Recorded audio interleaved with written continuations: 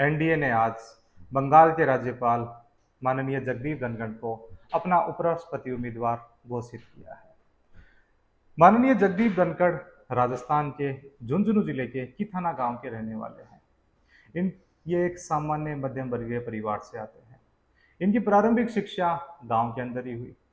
5वीं क्लास के बाद में इनका सिलेक्शन सैनिक स्कूल चित्तौड़गढ़ में हुआ। स्कूल के अंदर ये बेहतरीन स्टूडेंट थे। बाद के अंदर ये ग्रेजुएशन करने के लिए जयपुर आए। जयपुर के महाराजा कॉलेज से इन्होंने फिजिक्स के अंदर ग्रेजुएशन किया। ग्रेजुएशन के बाद में राजस्थान यूनिवर्सिटी के ही विधि विभाग के अंदर इन्होंने एडमिशन लिया और वहां से इन्होंने एलएलबी की।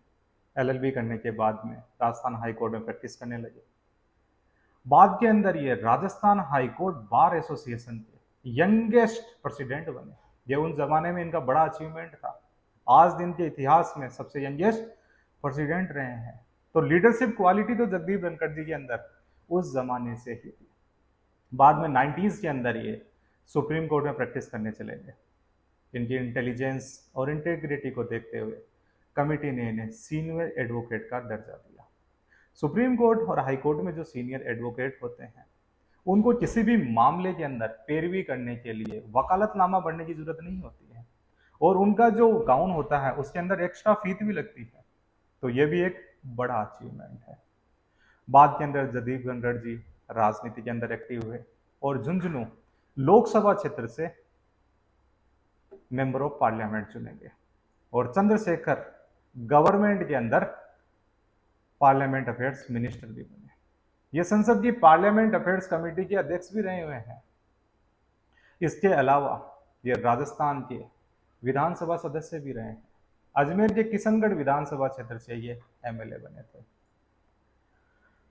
बाद के अंदर इनको बंगाल के अंदर राष्ट्रपति ने आर्टिकल 155 के तहत राज्यपाल नियुक्त कर दिया गया। हमेशा चर्चाओं में रहने वाले जगदीप धनखड़ का बंगाल की मुख्यमंत्री ममता बनर्जी के साथ में 36 का आंकड़ा रहा। हाल ही के अंदर बंगाल में जो चुनाव हुए उसके बाद इन्होंने एक स्टेटमेंट दिया था, लोकतंत्र का विनाश। यानी बंगाल के अंदर चुनावों के बाद में जो हिंसा हुई और एक पार्टी विशेष से कार्यकर्ताओं को मारा गया, तो उसके बाद में इनका स्टेटमेंट काफी सोशल मीडिया पे चर्चा के अंदर रहा, न्यूज के अंदर बना रहता। और जगदीप धनखड़ हमेशा ही न्यूज के अंदर बने रहने वाले व्यक्ति हैं और ये बहुत ही असर्टिव टाइप का व्यक्तित्व है इनका। आगे आके अपनी बात रखते हैं, आगे आके अपने को पेश करते हैं। हिंसा के अंदर जो लोग मारे गए थे उनके परिवार से मिलने ये उनके पास में गए और अपनी बात एक प्रखर तरीके से रखी। इनका जब ममता बनर्जी के साथ में विवाद हुआ कुलपतियों की नियुक्ति को लेकर, ममता बनर्जी सरकार ने एक विधानसभा में बिल पास किया। उस बिल के अंदर उन्होंने कहा कि बंगाल के अंदर जितने भी विश्वविद्यालय हैं उन विश्वविद्यालयों के अंदर कुलपति की नियुक्ति राज्यपाल की बजाय मुख्यमंत्री के द्वारा की जाएगी। तो जगदीप धनखड़ ने वो बिल पे साइन ही नहीं किया और वहां पे कुलपति की नियुक्ति खुद के द्वारा ही कर दी गई। क्योंकि कोई भी बिल जो विधानसभा में पास होता है उस बिल को एक्ट बनने के लिए राज्यपाल की असेंट जरूरी होती है और वो असेंट नहीं मिली थी। तो हमेशा जगदीप धनखड़ चर्चाओं में रहे। जगदीप धनखड़ की जो योग्यता है, ये विधि के बेहतर जानकार हैं और साथ में एक इंटेलिजेंट व्यक्तित्व भी हैं और एक किसान परिवार से आते हैं। जगदीप धनखड़ अब एनडीए के उपराष्ट्रपति उम्मीदवार हैं। जो उपराष्ट्रपति का पद है वो आर्टिकल 63 के अंदर दिया गया है। There shall be a vice president of India. Bharat का एक उपराष्ट्रपति होगा। जो भारत का उपराष्ट्रपति होता है वह राज्यसभा का एक्स ऑफिशियो चेयरमैन भी होता है। राष्ट्रपति का राज्यसभा का सभापति होता है और जो उपराष्ट्रपति है वह राष्ट्रपति का पद तब ग्रहण करता है जब राष्ट्रपति की पोस्ट वैकेंट हो जाती है, राष्ट्रपति का पद उस टाइम खाली होता है।